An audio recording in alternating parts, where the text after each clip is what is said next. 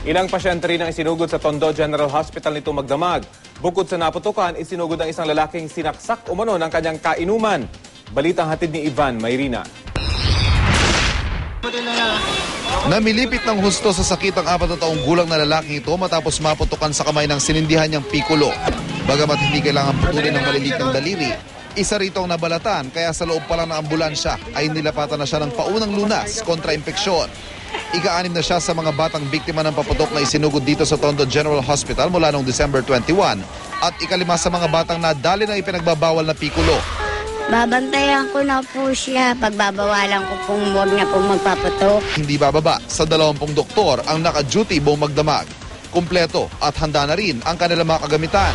Kaya lahat ng surgery residents naka-duty ngayon. So mayroon naka-assign para sa firecracker lang, mayroon naman naka-assign para sa ibang emergency cases. Babantayan din nila mga tulad ni Jimmy Gargaziran, isang pedicab driver na hindi naputukan pero sinaksak naman ang kainuman. Karaniwan din daw kasi ito sa mga isinusugod sa ospital sa mga nakaraang pagsalubong sa bagong taon. Sabi niya, nakipag-inuman siya. Tapos ano nangyari? Tapos sinaksak daw siya, yun lang. Malayo rin kasi ako kaya hindi ko alam. Nakasalubong ko lang talaga. Kanina pa ba uminom? Siguro. Dito sa hospital namin, for the past 2 years, mas marami yung alcohol-induced, mga stabbing, mga gunshot. Mas maganda, mag-enjoy ng tama. Wag ihalo yung alak at saka yung pagpapaputok ng firecracker.